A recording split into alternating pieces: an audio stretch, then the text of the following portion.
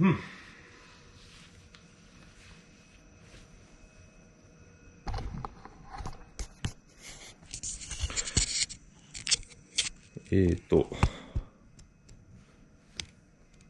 畳のサイズが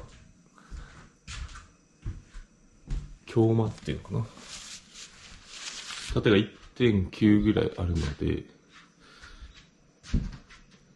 180のベニヤを並べてのちょっと余ってしまいます。ここがな、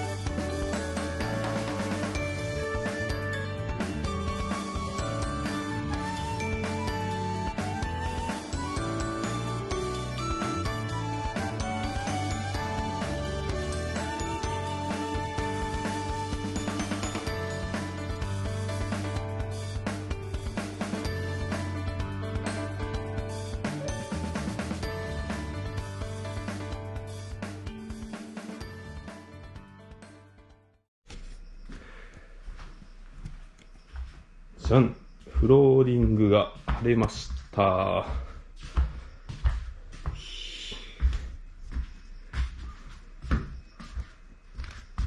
端っこの方ちょっと隙間が空いちゃったりもしてるんですけど、その辺は隠せるので、一箇所だけ最後、ここに隙間ができてしまったのが悔しい。もうキツキツに入れたらここだけ詰めれなくなっちゃったので、しょうがない。ここは埋めてごまかします。よいしょ。